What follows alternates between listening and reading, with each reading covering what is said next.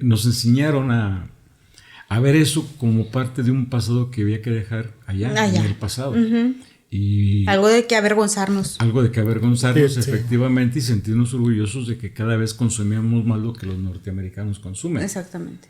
Se da este divorcio entre el enfermo, Y en su el caso de la diabetes, y la familia. Porque la familia ya olvidó algo que era más fácil hacer hasta antes de los años 80, que es percibir a la familia y a cada integrante de la familia como alguien al que hay que mantener en las mismas circunstancias, en el mismo trato, y no es lo que hacemos es que segregamos. Yo extraño a Chester Chetos. Es que ha habido comerciales de mayonesas que me han hecho llorar. Digo, ay, qué rico, qué padre es. O sea, dices, no manches, a qué historia tan bonita. Y la mayonesa, no sé qué.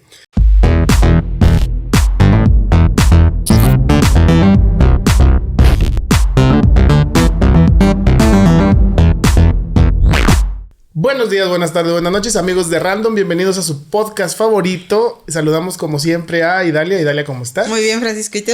Pues he estado bien, mucho trabajo, muy cansado, pero bien. Qué ya bueno. grabando otra vez un poquito tarde. ¿Tú cómo has estado? ¿Qué has hecho? Bien, también mucho trabajo. Qué bueno. Y hoy estamos muy contentos porque queremos presentarles a un amigo. Él es Miguel Ángel. Miguel Ángel, ¿cómo estás? Muy bien, muchas gracias. Agradecido con la invitación. Y ya iremos hablando un poquito acerca de Miguel Ángel y cuál va a ser su papel aquí con nosotros, que está bastante interesante. Estoy muy emocionado por lo mismo. Pero bueno, vamos a entrar en tema porque el tiempo apremia un poquito. Bien, en este canal en general, y yo por mi profesión les he hablado mucho acerca de una enfermedad que a mí me interesa demasiado, que es la diabetes. Y hemos abordado muchos puntos de vista como médicos, de diagnóstico, de tratamiento, etcétera. Pero hay un punto de vista súper importante que yo estoy bien seguro que incide directamente en el pronóstico, en el tratamiento y en todo en la diabetes, que es un punto de vista más bien social y cultural de cómo vivimos los mexicanos esta enfermedad. Entonces, estamos viendo una transición ahí epidemiológica medio inequitativa. Entonces, por eso vamos a abordar este tema con Miguel Ángel. Miguel Ángel. Pues bueno. Sí, muchas gracias. Sí, yo también considero que es muy interesante el tema. Qué bueno que dan la oportunidad de platicar. Y pues va a ser bastante interesante escuchar puntos de vista desde las diferentes disciplinas en las que nos hemos formado, porque creo que eso puede enriquecer mucho también la forma de abordar el problema de salud, que es un problema de salud pública, por lo tanto no es solamente un problema del quien tiene la enfermedad, sino que es un problema que padecemos como sociedad mexicana, y aquí no me refiero exclusivamente a lo que cuesta en términos de recursos fiscales atenderlo, que es la forma en que normalmente se aborda como problema de salud pública. No, yo quiero hablar de la parte que tiene que ver con el dolor personal, que de alguna manera es también un dolor familiar y un dolor social, cuando no se sabe atender como creo que se podría atender esta enfermedad. Fíjate, y tocas un punto muy importante, porque siempre cuando leemos diabetes empiezan diciendo es una de las grandes enfermedades, grandes epidemias que tanto porcentaje de la población la tiene, entre 8 y 11%, y hablan del gasto en salud pública. Sí. En salud pública, que era lo que tú decías, pero dejamos de lado, o no sé por qué nunca tocamos el punto en el gasto que representa en las familias, que impacta directamente en la calidad de vida de las familias mexicanas, ¿verdad? Y en la estabilidad emocional también. Exacto. Porque al impactar económicamente y al cambiar por completo, porque al momento en el que te dicen que es diabético, por ejemplo, ahora con COVID, mi mamá resultó diabética. Nosotros lo ligamos porque mi mamá nunca había sido diabética. Entonces, no sé qué pasó ahí, que ya le hicieron pruebas y es diabética. Y tuvimos que cambiar un chorro de cosas porque mi mamá es una persona que le pone mucha sal a la comida, que le gusta mucho el azúcar. Entonces hay que estar modificando y hay que estar vigilando qué es lo que está comiendo. Pero fíjate que eso es algo bien importante. Tú dices vigilar lo que están comiendo. Pero me ha tocado muchos pacientes que lleva dieta. Dice, pues sí, pero es que yo estoy comiendo acá lechuga y pollito y acá estos echándose unas tortas de aguacate y la madre. Entonces, a veces falta como un poquito de empatía, ¿va? Por la familia. Sí. Sí, y yo creo que parte de lo que tendríamos que ver es como que la génesis de la enfermedad en nuestro país. Y entonces eso nos permitirá entender que esto que decimos ahorita del gran gusto, la gran afición hacia la sal, hacia lo dulce, no existía tanto hasta los años 80 en nuestro país. Entonces, la diabetes tampoco tenía la importancia que hoy tiene. Sí había diabetes en los años 80, pero no hacía el daño social que hoy está haciendo. Entonces tendríamos que preguntarnos qué es lo que pasó en los años 80 para que nuestro cuerpo desarrollara, en la gran mayoría de los mexicanos, una gran atracción tanto por lo salado como por lo dulce y por la grasa, que son los grandes instrumentos mediante los que en sociología decimos que se apropian de nuestro paladar, colonizan nuestro paladar. Paladar, es una... Entonces, entonces algo tuvo que pasar en los años 80, no nada más con nuestro cuerpo, sino con nuestra familia y con nuestro país. ¿Sí? Y una de las cosas que anticipo que pasó es que en los años 80 nuestro país se abre en términos institucionales, en términos legales, al capital extranjero. Hasta antes de 1982, que es cuando entra Miguel de la Madrid como presidente de la República, fuimos un país muy cerrado, muy protector de su propia industria y por lo tanto, quizás sin proponérselo tanto, muy protector de una cultura de consumo de alimentos en los que el control lo tenía la familia, específicamente la madre de familia. Entonces, con los saberes acumulados por la tradición, había una cierta idea de qué comer para mantener dentro de ciertos rangos de salud a nuestro cuerpo, a nuestro organismo. Pero la familia jugaba un papel importante para eso. Y el Estado mexicano jugaba un papel importante para eso. Éramos un Estado que se llama Estado de Bienestar, con muchas cosas criticables, por supuesto, pero una de las cosas que tenía a favor es que cuidaba mucho el capitalismo mexicano, que no se saliera de ciertos límites. De manera que sí, le daba muchas facilidades al capital, pero cuidaba mucho el trabajador también. Y eso hacía que culturalmente no promovieran el consumo de ciertos productos, promoción que se dispara a partir de los años 80. Entonces, a partir de que firmamos Tratado de Libre Comercio y desde antes, desde 1982, que nuestro país se incorpora al antecedente de lo que es hoy la Organización Mundial del Comercio, hay lo que se llama Acuerdo Generalizado de Aranceles, las siglas en inglés son GATT, G-A-T-T, y es la primera sesión que hacemos de soberanía, porque es el primer momento en que aceptamos bajar las defensas fiscales que teníamos para que se introdujeran a nuestro país muchos productos que al hacerlo iban a dañar a la industria mexicana. Entonces, digamos que se protegía a la industria mexicana prohibiendo la entrada de esos productos, que por esa razón le llamábamos nosotros, cuando los comprábamos, le llamábamos fayuca. Fayuca es el sinónimo de contrabando, introducción ilegal de mercancías a nuestro país. Con el GATT empezamos a hacer las primeras concesiones. Con la Organización Mundial del Comercio hacemos muchas más. Y con el Tratado de Libre Comercio totalmente abrimos de par en par las puertas, que abrimos nuestras fronteras literalmente para que vinieran productos, capitales, inversiones y junto a ello cultura muy diferente a la nuestra, entre ellos la cultura de consumo alimentario. Entonces nos llegó la gran oportunidad, nos vendieron la gran idea de que entrábamos al primer mundo con todo ello, íbamos a dejar de ser un país tercermundista, vamos a entrar al primer mundo, pues imagínense asociados con Estados Unidos y con Canadá, claro, como si fuéramos iguales, eso es lo que nos dijeron. Y bueno, pues el caso es que con eso vinieron pautas de consumo que no teníamos. O sea que importamos alimentación ultraprocesada, alimentos, comida rápida, sí. Muchos alimentos que entonces vienen a a dañar, bueno, vienen a cambiar la cultura de la alimentación en el mexicano, pero aparte, digo, y se introduce esta alimentación, pero los servicios de salud siguen siendo igual, ¿verdad? O sea, no viene a la par con un incremento en la calidad de vida necesariamente, y entonces por lo tanto resulta totalmente en algo deleterio, como que importamos. O sea, y fíjate, porque es algo que normalizamos, ¿eh? Tú estás diciendo de los 80s. En los 80s, ¿tú qué estabas haciendo en los 80s? Yo estaba naciendo.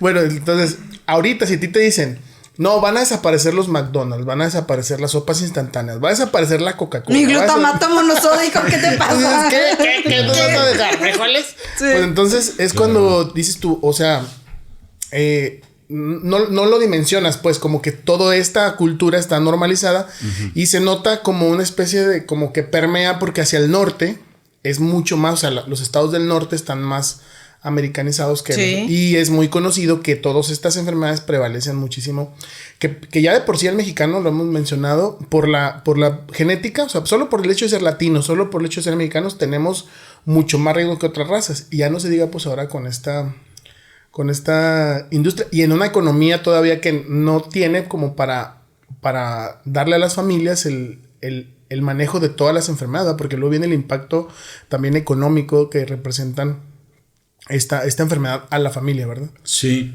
entonces de hecho por eso es tan importante la cultura.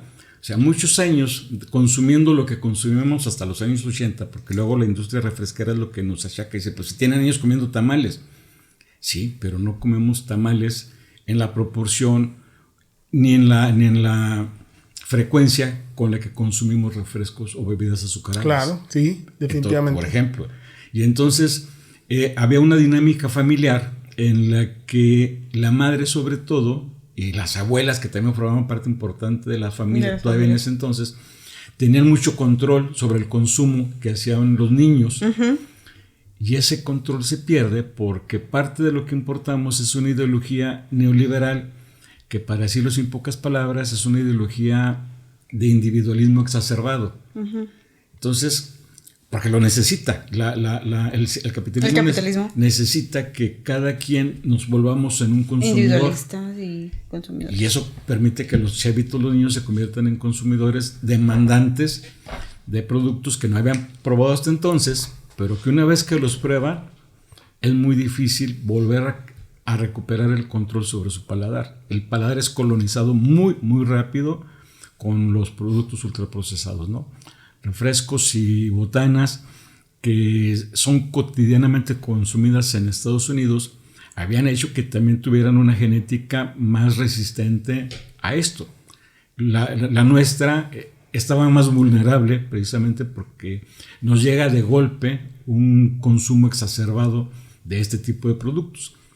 Y aquí lo que agregaría en este comentario, en esta parte del comentario, es que viene acompañado por lo tanto también con una gran liberalización de las normas de publicidad. Eso iba a comentar, exactamente. ¿No? Entonces, una maquinaria detrás que nos está todo el día empujando, sí, consciente e inconscientemente, y que cada día es una industria más grande donde hay gente que recibe muchísimo dinero por que cambiar un minuto más que estés tú en el celular, un minuto más que estés viendo, y te están bombardeando con todo lo que te ven. Y la industria de la comida había una guerra, no sé si para ese entonces, entre Pepsi-Cola y Coca-Cola. Y jamás fue de moderar consumo, jamás fue, es una publicidad de a ver con cuál te sientes mejor, ¿verdad? Y te venden un mundo fantasioso y te venden el refresco como si realmente te apagara la sed, cuando en realidad no. Nos metimos, hay un libro que se llama así, La Guerra de las Colas, que justamente recupera las estrategias de mercadotecnia de una y otra marca, en la que permanentemente están peleando el mercado, y que hasta ahorita no lo ha podido ganar Pepsi-Cola en el caso de México, ni siquiera en Estados Unidos, pero la diferencia es mucho menor en Estados Unidos que en México. El caso es que con la cultura que teníamos nosotros, decía yo que el gobierno cedió a muchas de las exigencias implícitas y explícitas en su apertura comercial, y parte de eso fue cambiar leyes, cambiar reglamentos, para que lo que antes hacía el Estado ahora lo hiciera el mercado. Entonces, ¿cómo te defiendes ante eso? Es que es bien peligroso porque el mercado no tiene conciencia. O sea, el mercado es nada más a ver el que vende más. Y la poca regulación, más bien, la regulación que le pueda dar el Estado es lo que puede de alguna manera darle un tipo de conciencia social a esto, porque lo demás lo va a dictar el mercado. Y entre más libre dejes al mercado, que es, de hecho, a lo que se refiere el neoliberalismo, que es que dejes que el mercado se autorregule. Y el autorregular el mercado es que le importe madres la salud de cualquiera, ¿no? Que incluso lo disfrazan de que sí les importa, o sea, porque tienen todas las empresas grandes tienen su parte de que hacen labor social, que hacen donaciones, le quieren dar siempre un contexto, incluso hasta ambientalista, ¿no? Pero la verdad de las cosas es que el mercado, la autorregulación del mercado es solamente monetaria, ¿no? Exacto. Y bueno, donde alcanza su clímax esto de la autorregulación ya es en el sexenio de Zedillo, donde explícitamente pactan con el Estado que no intente meter regulaciones, y que a cambio ellos se van a autorregular, que la industria misma tenía capacidad para autorregularse, fijar normas, éticas, límites en los contenidos, en la publicidad, y pues sí, pues son los límites que ellos quieren. Pues sí, o sea, y es que hasta lo escuchas y se escucha... No fantasioso. Fantasioso, ¿no? Dices tú, ay, Simón... Pero realmente fue lo que se vivió. Y ahora puede haber un poquito más de resistencia porque en teoría estamos un poquito más informados de lo que está pasando, que si pasan cosas allá te enteras más fácil y así. Pero es que ya estás tan lleno y tan acostumbrado que aun cuando te pongan las etiquetas y los rombos estos de exceso de grasa, exceso de azúcar, exceso de sodio, igual te lo empaquetas, igual lo sigues comiendo. Sí. Porque ya es habitual para ti, ya dices tú, Me pasó que no consumo habitualmente cereales procesados, pero hace tiempo dije, bueno, voy a cambiar un poquito lo que ceno, voy a cenar algún cereal saludable. Entonces fui a una farmacia donde había un montón de cereales, dije, pues ahora con los sellitos, fíjate, y eso que se supone que yo debería estar súper empapado en eso, ¿eh? Dije, con los sellitos ya me voy a ayudar y me voy a guiar para saber cuál sí, cuál no, ¿verdad? Pues cuál sí, cuál no, o sea, no, todos, ninguno, o sea, hasta el K y el fibra y el no sé qué, todos tienen un sellito de exceso de sodio, de azúcares y calorías, todos tienen un sellito. Entonces tú, ¿qué? ¿Has vivido engañado todavía? No hay ningún cereal que sea saludable, o sea, eso no existe, ¿va? De hecho, la idea esta de que estos alimentos y viene de una cultura americana, era que en los años 50 por allá se pintaba como que los cereales como una parte de un desayuno saludable. Y pintaban a familias felices consumiendo cereales por la mañana y le adicionaban vitaminas para que decir, es que aparte adicionado con vitaminas. Pero la verdad es que si necesitas adicionarle algo a tu producto es que pues sí, es que no es alimento. Es que no están adicionando algo a lo póngale vitaminas a su plástico. Exacto, sí. Sí, bueno, entonces la parte que le tocaba a la Secretaría de Salud, que uno teóricamente esperaría que justamente proteja nuestra salud. Claro. Bueno, lo que hizo fue proteger los intereses de la industria de alimentos ultraprocesados. Ya hubo intentos durante varios sexenios para regular justamente la información que se debe proveer al consumidor de este tipo de productos. Y siempre dijeron, sí, nosotros lo hacemos. Entonces había información que le llamaban nutrimental y que aparecía atrás al reverso y en términos tan generales que no nos decía nada, y menos al consumidor promedio. Entonces, y engañosa, ¿eh? Y engañosa. Engañosa, efectivamente. Porque te dicen, tantas calorías y por porción. Porción por envase 40, dices, ¿qué? Es muchísimo. Sí, y algunos se daban el lujo, me parece que todavía, eso ya no estoy seguro, de ponerlos entre los contenidos algunos ingredientes que están prohibidos en otros países, ¿no? ¿El rojo 40? Y eso, por supuesto, no con Fox, ¿no? Hubo algo ahí de la Coca-Cola que tuvieron que sacar... una Coca-Cola que la tuvieron que retirar porque tenía algún... producto ahí que estaba prohibido y después lo quitaron y el que lo autorizó fue Fox. Pero, por ejemplo, ¿qué piensas ahora? Tomaron ya más recientemente algunas medidas. Creo que un poquito ahí para paliar, la Secretaría de Salud dice, ok, por el COVID nos está yendo la fregada porque estamos gordos, diabéticos y obesos y todo. Dicen, vamos a quitaron la propaganda de los animalitos, cariñositos de los cereales. Yo extraño a Chester Chetos. Yo extraño a Toño. Quitaron a Bimbo. Quitaron todas estas caricaturas. Pero aparte empiezan a ponerle esos sellos que se ven horribles. Uh-huh. ¿Crees que puedan tener algún beneficio estas medidas? ¿O son solamente como paliativas? Sí, como si estamos haciendo algo. Sí. No, yo creo que los sellos por sí solos pueden funcionar con otras generaciones. Porque también la otra parte que no he dicho, creo que lo di a entender, pero yo lo voy a decir como se maneja en sociología, es que este tipo de productos generan adicción. Claro. Entonces, no hay adicto al que le funcione la información. Uh-huh. Sí. Claro. Tienes que hacer otra estrategia. Las adicciones no se combaten con información hasta donde yo he revisado. Claro. ¿No? Entonces, pueden darse el lujo de darles información al adicto. Y no pasa nada. Lo hacen con los fumadores. Sí. Son horrendas las fotografías que aparecen allí. Veneno para ratas. Ratones muertos y pies. Niños. Y pues basta con no ver la fotografía, sacar el cigarro y seguir igual. Pero eventualmente, lo que dices es que eventualmente puede llegar a tener algún impacto, o sea, más adelante. O es como el cimiento de otras cosas que se puedan hacer. No, lo otro que falta, por eso mencioné la SEP, es educar a la gente a consumir. Otra vez lo que dije hace rato. Nosotros perdimos un par de batallas importantísimas en los años 80. Una de las batallas que perdimos, la primera fue con el Estado. Perdimos al Estado. El Estado dejó de ser Estado de bienestar y se transformó en Estado neoliberal. Uh-huh. Entonces, para decirlo en pocas palabras, el Estado se lo dejamos al mercado. Ajá. ¿Va? Y bueno, eso implicó cambiar todo lo que cambió.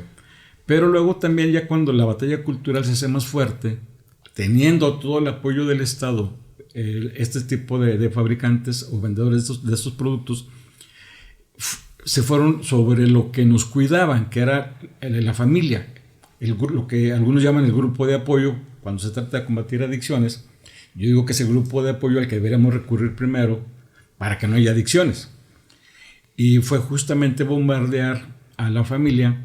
Y esto lo expreso yo de la siguiente manera. Si uno ve películas viejas, sobre todo la gente joven que no les tocó vivir esto de lo que estamos platicando, claro, uno puede ver las mesas a la hora de comer presididas por una jarra de agua, si acaso de agua de frutas, y hoy está presidida por una botella de 2 o 3 litros de Coca-Cola. Claro. ¿Sí? Entonces, y es desgraciadamente la mamá la que hoy dice, mi hijo vaya a traer la Coca-Cola porque ya vamos a comer. Uh-huh. Entonces, ahí ganaron la mente de quien más nos cuidaba, que es la mamá, la que más cuidaba la dieta familiar. Sí. Y claro, como nos hicimos también más individualistas, más liberales, se enfatizó más en los derechos que tenemos como personas, los derechos individuales. Los niños, los jóvenes sobre todo, aprendieron a que se siente muy padre decidir qué como, qué tomo, qué bebo, y hacer a un lado aquellas madres que todavía siguen pugnando por gobernar lo que consumíamos los hijos de familia. Entonces perdimos el Estado, perdimos a la familia, perdimos a los grupos de amigos y resultó ya más fácil colonizar luego nuestro propio paladar, en este caso el de los niños, sin educación para cuidar la salud proveída por el Estado y sin la defensa de la familia, pues para un niño desde muy pequeño se le convierte precisamente en un adicto a ese tipo de productos y luego ya es muy difícil hacer algo por él.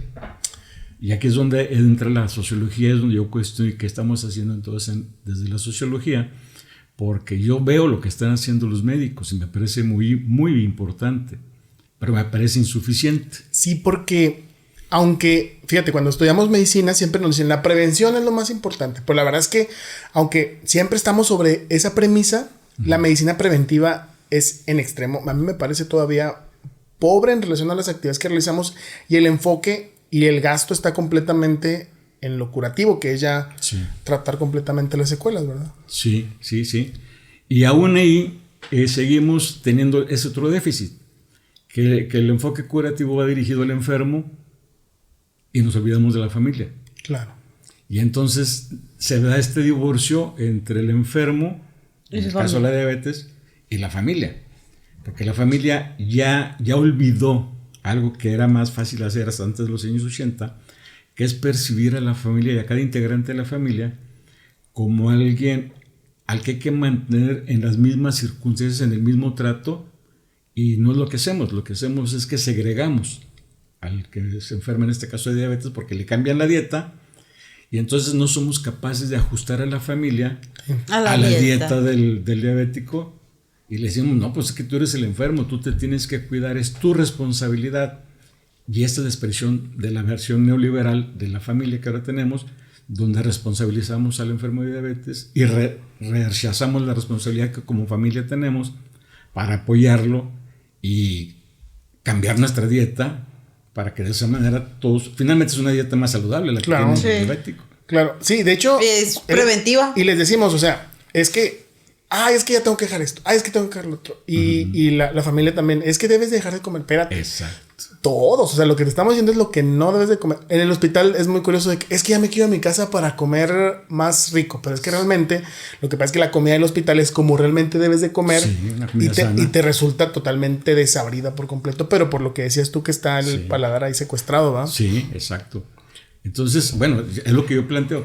Algo tenemos que hacer desde la sociología para cooperar con los profesionales médicos en la recuperación del gobierno de su propio paladar, porque el diabético, la característica principal es que el cuerpo deja de ser el moderador del azúcar que necesita ingerir para funcionar bien. Entonces lo que la medicina hace es pasarle a la parte psíquica la responsabilidad que ya no puede ser en automático el cuerpo. Entonces ya le dicen, tienes que aprender que para funcionar bien necesitas ingerir un promedio de tantas calorías al día, y estas las vas a encontrar en tantas porciones de estos alimentos. Es tu responsabilidad. Claro. Pero no le decimos eso a la familia, y no le decimos que la familia ayudaría mucho si comiera lo mismo que el diabético.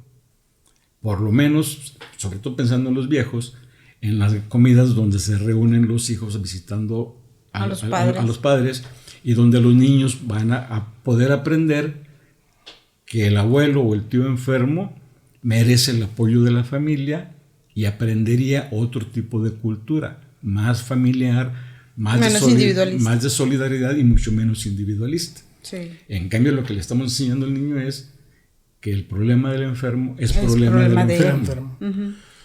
Bien, vamos a ir a un corte pequeñito. Bien, regresamos. Fíjate que en alguna ocasión, ahora hay un término que se llama le llaman diabetes tipo 3, que es un término médico para algo nuevo que está surgiendo, pero me acuerdo hace mucho, y es un punto que ya nunca volví a escuchar en ninguna parte. De hecho, intencionalmente lo he buscado. Un compañero alguna vez dio una clase cuando estábamos en la carrera y hablaba de la diabetes tipo 3, porque ya es que diabetes tipo 1, diabetes tipo 2. Sí. Y cuando habló de la diabetes tipo 3, justamente tocaba este punto que decía el paciente, el diabético tipo 3 es el familiar o la persona que convive con el paciente con diabetes. Y me acuerdo en aquella ocasión, pues obviamente habló de toda esta convivencia, de cómo el familiar del paciente con diabetes tiene que cambiar también todo su rol, cambiar todo su estilo de vida. Sí. Y fíjate, a veces me sorprende mucho cómo, lo que mencionaba hace ratito, cómo el mercado y las marcas no tienen una cara completamente diferente a lo que realmente ha habido. Son el diablo. Oye, es que ha habido comerciales de mayonesas que me han hecho llorar. Digo, ay, qué rico, qué padre es. O sea, dices, no manches, qué historia tan bonita. Y la mayonesa, no sé qué. Y generalmente a eso se enfocan la publicidad, para mostrar familias bonitas. Y luego, fíjate, cuando niño te mandaban a la tienda por el refresco de medio litro, que dividían para toda la familia. Y luego apareció el de litro y decía uno, no manches, ya 1 litro, ¿verdad? Y luego 1,25 litros que eran todavía y luego 2 litros. Y estábamos ya como en... Por el 3 litros. 3 litros y 3 litros. Al rato va a llegar por recibo esa madre. Sí, pues es que es a lo que me refiero. Son marcas que tienen a su servicio de los mejores no solamente químicos, médicos, sociólogos, antropólogos. Entonces conocen mejor que nosotros nuestro cerebro. Claro. Y conocen mejor que nosotros nuestra forma de relacionarnos. Lo que pasa es que ha habido una inversión que sí se ha efectuado porque ahí hay dinero. O sea, sí hay una inversión de las mismas marcas para ganar ese mercado y para darte esa sensación de recompensa, porque aparte te dicen que comiendo o bebiendo alcanzas cierto estatus, y te dicen que comer una pizza hecha en microondas te da un prestigio o algo, te lo venden como si fuera aspiracional, exactamente, aspiracional. Entonces, desde ahí, desde la pobreza que nosotros podemos tener o la carencia que podemos tener en cuestiones de cultura, de donde nos hemos sentido siempre como que relegados o queremos aspirar y queremos llegar a ese lugar, entonces empezamos a adquirir más fácil el producto porque somos presas muchísimo más sencillas, y al momento de que tienen todos los recursos para investigar, para saber cómo apropiarse de esa cultura y cómo apropiarse de la mente de esa familia, pues. Y aparte estamos en un sistema que ya no es ni democrático, sino se volvió corporatocrático. Sí. Y eso pues hace todavía que estemos más a merced de la mercadotecnia, de las grandes industrias, y que vayamos cediendo el terreno incluso de lo que es algo tan simple como cultivar en tu propia casa algún tipo de vegetal o algo. Anteriormente yo me acuerdo que las abuelitas tenían un huerto. Sí. Y de ahí mismo sacaban del tomate que se echaba a perder, no se echaba a perder, lo ponían a secar y lo echaban en una macetita, y de ahí iban y sacaban tenían sus gallinas. Mi abuela tenía gallinas en el patio y de ahí hacía los caldos. No, entonces, pues sí, todo eso es lo que nos quitaron. O sea, nos enseñaron a ver eso como parte de un pasado que había que dejar allá. En el pasado. Y algo de que avergonzarnos. Sí. Efectivamente, y sentirnos orgullosos de que cada vez consumíamos más lo que los norteamericanos consumen. Exactamente. ¿No? Pizza, Coca-Cola, McDonald's. Acabo de ver un chiste en internet que dice: en Rusia se va Starbucks, McDonald's, no sé qué de Rusia se acaba de convertir en Torreón. Porque como que es lo que todo añora. Y fíjate, y hasta teorías de conspiración donde dicen que las grandes empresas saben que, por ejemplo, se habla mucho de los edulcorantes que producen tumores y todo esto. Realmente no hay evidencia de tal cosa, pero también es cierto que si tú buscas algún estudio grande donde se demuestre fehacientemente la inocuidad de estos suplementos, la verdad es que se suicidó el que lo hacía. Se suicidó el que estaba se aventó de un cuarto piso. Sí, está bien raro ese asunto. Y como le hemos dicho a otros invitados, en Random hay que dar soluciones. Entonces, por ejemplo, las familias mexicanas, desde el punto de vista sociológico, ¿qué les propondrías para incorporarse a una cultura donde globalicemos las buenas costumbres en la alimentación? ¿Qué les recomendarías? Bueno, primero reconocer que el problema es dificilísimo, porque lo que nos quitaron es algo que nos hacía muy fuertes. Pero de entrada reconocer que quien tiene dificultades para dejar este tipo de productos requiere apoyo, requiere ayuda. Entonces implica exigir que el Estado mexicano recupere su obligación que desde hace 40 años no cumple, que es cuidar nuestra salud. ¿Que le va a ir como en feria como le está yendo ahorita por tratar de regularlos? Sí. Pero eso es responsabilidad. 2, que recuperemos a la familia como un espacio de cuidado de nuestra salud, y por lo tanto donde decidamos qué consumir, tomando como criterio básico lo que no nos haga daño. Y cuando decía el Estado, exigirle, que también parece que lo están haciendo, me faltaría ver cómo exactamente lo están haciendo, pero ya es una asignatura que llevan los niños en primaria, lo de educación. Vida saludable. Sí. Ya hay eso en... Sí, en secundaria y en primaria hay vida saludable. Que es una de las críticas que yo siempre he hecho al sistema de educación, donde hay temas que no se tocan. Por ejemplo, la cuestión de los impuestos y cómo una educación fiscal nunca nadie te la da. No. Cómo cobres tu trabajo tampoco nunca te la da. Y la cuestión de la salud en la alimentación tampoco no hay como... Exacto. Sí la dan, pero en realidad es vana. O sea, tú ves el libro de ciencias naturales y vendría el plato del buen comer y los ponen a hacer el platito del buen comer en una clase. Y ya el resto del año es... Aquí hemos criticado mucho al gobierno actual por muchas cosas, pero por ejemplo algo que yo sí quisiera mencionar es que nunca antes se había tocado a las marcas como ahora. Nunca antes se había tocado. Y había dicho hace ratito que las marcas nos muestran otra cara. Ve Bimbo. Bimbo, por muy bonito que esté, por mucho que extrañe yo al osito Bimbo, intentaron meterlo como fuera el lugar. Y no son para decir, ok, estamos generando un daño, tenemos que buscar la forma de frenarlo o por lo menos ser parte de la solución sin dejar de vender, ¿verdad? Porque pues por eso existen. Pero sí los hemos visto como que... sí, como que bien incisivos en que tenemos que estar. Las artimañas que hicieron los de Bimbo fueron... Pusieron al osito Bimbo, luego unas servilletas pétalo, porque dijeron, bueno, ¿en qué envuelven los sándwiches del pan Bimbo? En servilletas. Y luego dijeron, bueno, no puede ir en el empaque, pero ¿qué tal en el producto? Lo imprimieron en el producto. Total, han intentado, pero nunca antes se había tocado las marcas como se están tocando ahora. Y eso sí es, aunque sea muy elemental, muy básico, a lo mejor hasta burdo, porque no, como nos decías, a lo mejor no va por ahí el asunto, pero es algo que se está... Sí. Haciendo y no se ve hecho, y yo creo que no se hace en todos los países, ¿no?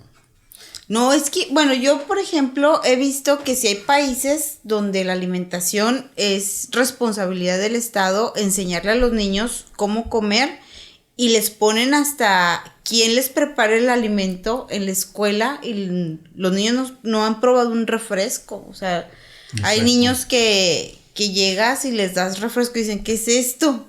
Y lo prueban y dicen, tiene demasiado azúcar. Y el paladar, como están acostumbrados a comer con agua, no... Mi mamá me preparaba un ponche. ¿Sí sabes cómo era eso? No. Ponían coca y un huevo. Así. Sí, el ponche. Sí. Y era que... Sí, el ponche. Pero la coca, mi fíjate papá cómo... le ponía brandy. Ay, ya te ventaneaba, pa. Pero fíjate cómo está, ya metió en la cultura la coca, ¿va? Yo he visto niños que en las tetas. Sí. Órale. En las tetas. Está llorando el niño. Lo peor que podemos hacer con los niños. Sí. Pues sí. Bueno, y lo otro que tendré que, para especificar esto de recuperar el Estado mexicano, yo recomiendo la lectura de un reportaje del penúltimo número de la revista Proceso, que se llama Las fichas de la Coca-Cola.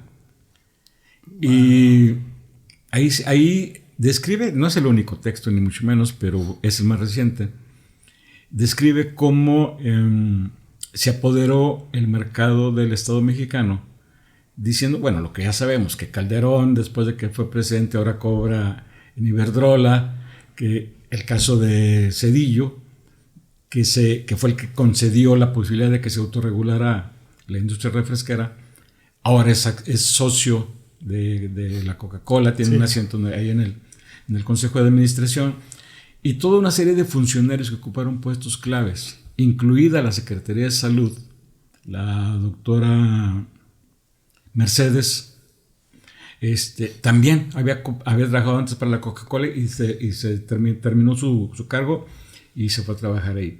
Entonces, estos cuando fueron funcionarios son los que más se opusieron precisamente a los intentos de regular tanto la publicidad como los contenidos y la cuestión de la información nutrimental, que sí existía ya, tiene tiempo que existe en Chile y en Perú. De hecho, es el modelo, el que estamos teniendo aquí es el modelo chileno. Fue importante el papel de estos funcionarios que cuando la misma Organización Mundial de la Salud estaba exigiendo que se hiciera algo desde los gobiernos, estos se negaron. Dijeron, está bien, nosotros lo hacemos. Y esos funcionarios elaboraron su propuesta de regulación. La Organización Mundial de la Salud les dijo, mejor no lo hagan porque así como está diseñada, va a incentivar en lugar de inhibir el consumo de ese tipo de productos. Entonces, no ha sido fácil. Y aquí es donde yo digo que la muestra de lo que se puede hacer la encabeza un sociólogo que se llama Alejandro Calvillo. Formó una organización, una asociación civil que se llama El Poder del Consumidor. Y esta asociación fue la que más ha peleado, dentro inclusive de la Cámara de Diputados, contra los del lobby de la industria refresquera y de este tipo de productos. y todas las batallas las perdió hasta el sexenio pasado. Todas las perdieron, tanto en la Cámara de Diputados como en las iniciativas de ley que lograron presentar, todas las perdieron. Al grado tal que, por ejemplo, mientras que con el gobierno actual vino a hablar uno de los principales directivos de Coca-Cola para tratar de que revirtiera lo del etiquetado frontal, Peña Nieto, por el contrario, aparece en la fotografía, y ahí viene en el reportaje que menciono, en el momento en que le están entregando una Coca-Cola, cuando sacaron la campaña de personalizar las latas, le están regalando su botella que dice, su bote que dice Enrique, y ahí dice él, ya pueden decir que el presidente de México toma Coca-Cola todos los días. Y si pensamos en Vicente Fox, bueno, Vicente Fox era el responsable de la venta de Coca-Cola para toda Latinoamérica. Claro. Entonces, tendríamos que recuperar eso, y algo recuperamos en este sexenio. No sé cómo nos vaya el próximo, pero algo de eso se recuperó. Y yo digo que la parte más importante es seguir el ejemplo de Calvillo, del Poder del Consumidor, cuyos textos y conferencias se las recomiendo ampliamente, están en YouTube, para organizarnos y de esa manera dar una lucha grupal, colectiva, en la recuperación de nuestro paladar, en la recuperación de nuestro propio consumo alimentario, ¿verdad? Para que de esa manera quitarle el poder que tienen las corporaciones sobre nosotros, sobre nuestros hábitos alimenticios. Pues mucha tarea. Fíjate que, sí. Por ejemplo, hace un tiempo escuché a alguien que decía, por ejemplo, de esto de las redes sociales cuando son muy adictivas, nos daban ciertos consejos de, bueno, primero decían cómo funcionaba esto, de cómo te lo metían en la mente, cómo te estaban vendiendo las cosas y todo eso. Hubo un consejo, por ejemplo, que a mí me funcionó un chorro, porque hubo un tiempo que era mucho de que me llegaba una notificación y estoy viendo, y eso te hacía perder mucho tiempo. Entonces vi en algún lugar que te recomendaban, desactiva las notificaciones. Desactivé las notificaciones de una red social que me consumía mucho tiempo, y la verdad es que el consumo de esa red social disminuyó enormemente. Ahora veía, en lugar de ver notificación por notificación, al término del día, reviso toda la notificación. Entonces, por ejemplo, un consejo que yo les daría, o que yo les doy a los pacientes, por ejemplo, es que manejen como es como decía hace ratito, a un adicto no se lo puedes quitar de golpe. Es más, es contraproducente, porque viene la abstinencia y luego viene el consumo en exceso. Sí. Entonces, lo que siempre les digo es que manejen un sistema de recompensa, donde vean la forma de desactivar esas notificaciones, es decir, vean la forma de que por alguna razón o de alguna manera eviten el consumo y pongan una meta, ¿no? A cierto plazo. Por si yo soy adicto a tal producto, tal alimento, que no lo voy a consumir por cierto tiempo, y al cumplir tanto tiempo y lo calendarizo y así me lo propongo, me voy a dar una recompensa y lo voy a consumir. Sí. Y en lugar de consumirme uno diario, de lo que sea, refrescos, frituras, sopas, lo que sea, sí, no lo consumo un tiempo y al final luego busco una recompensa que va, por ejemplo, en los pacientes que tienen alguna enfermedad, yo se los propongo en relación a sus metas de tratamiento. Ya cumpliste tanto, te gusta consumir esto, tú hazte la meta. No lo vas a consumir, ya alcanzaste tal meta, llevas tanto tiempo sin consumirlo, te mereces una recompensa. Y esa recompensa al final, me han tocado muchos pacientes que ya ni siquiera la cobran. Pues ya, porque la recompensa la dieron en el ejercicio por ejemplo, en la diabetes específicamente. Yo les insisto mucho en que se monitoricen. Y a veces les digo, la monitorización, claro que les sirve para saber si están controlados o no. Pero hay pacientes que les digo, se va a picar 2 veces al día a esta hora y a esta hora. Dicen tanto que no sé qué la cosa. No, van viendo cómo va bajando su glucosa. Sí. Y ellos solitos empiezan a checarse más frecuente porque les gusta ver que su glucosa va para abajo. Entonces este sistema de recompensas, por lo menos a mí en muchos pacientes sí me ha funcionado. ¿Te ha funcionado? Pero no deja de ser individual, que es lo que mencionaba hace ratito. O sea, está enfocado en el paciente, porque a veces convencer a los familiares. Sí, está difícil. Y yo creo que hay un mecanismo cognitivo, me atrevo a decirlo, que es justamente que me parece muy buena la propuesta que haces, porque creo que una de las razones por las que nos volvemos adictos a cosas que nos hacen daño es porque el daño tarda tiempo en aparecer. Uh-huh. Entonces, cognitivamente no relacionamos el daño con la causa. Exactamente. Entonces, por eso me parece bien interesante que el paciente aprenda a acercar el tiempo entre lo que está haciendo, que en este caso un cambio de actitud. Y una meta, una recompensa, exacto. Entonces, eso yo creo que sí ayuda mucho precisamente a irse empoderando sobre su propio cuerpo, a ir recuperando el control sobre su propio cuerpo. Y algo similar y habría que ir pensando con respecto de la familia. Yo creo que la familia también tendría que aprender que algo va cambiando en ellos en la misma medida en la que van siendo solidarios con el enfermo. Deberían ser capaces de ir viendo una mejoría en la salud. ¿Sí? Sí. Porque finalmente yo entiendo que de lo que se trata es de aprender a vivir el cuerpo, el organismo, sin aquello a lo que se hizo adicto. Claro. ¿No? Ay, pues qué complicado. Bueno, pues estamos sobre el tiempo. Miguel Ángel, quiero decirte algo. Me agradó un chorro la plática. Estamos bien a gusto. Podemos extenderla un montón más. Sí. Espero que no sea la última vez. La verdad es que están abiertos los micrófonos de este espacio. Pues por cuestiones de tiempo exclusivamente nos tenemos que ir despidiendo. Pero la verdad que estuvo muy, muy interesante. Y yo creo que la verdad es que este tema lo dejamos como que apenas como iniciando porque se puede hablar mucho más, ¿no? Claro.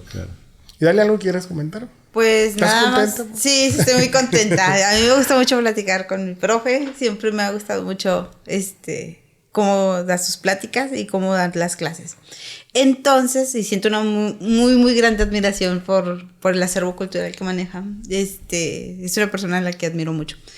Entonces, pues nada más el hecho de que la familia hace todo el sistema de creencias y desde el inicio de la infancia es fundamental para el desarrollo de cada persona.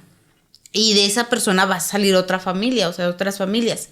Y de ahí va a salir una cultura y va a salir un país. Entonces, lo tenemos que empezar a ver ya desde lo colectivo, para que nos demos cuenta de que el país no va a cambiar y las cosas no van a cambiar mientras nosotros no estemos dispuestos a pagar el precio que necesitamos desde el cambio de hábitos en una alimentación tan simples como es en una alimentación y dejar de corrompernos desde eso tan simple, porque la recompensa es inmediata al paladar, pero las consecuencias a largo plazo están ahí y nos están costando vidas y nos están costando seres que amamos, que regresan a nuestra casa sin un pie, con diálisis, que sin la vista. Entonces, es importante empezar a amar a las personas desde el principio de su vida y saber qué futuro queremos para esos niños.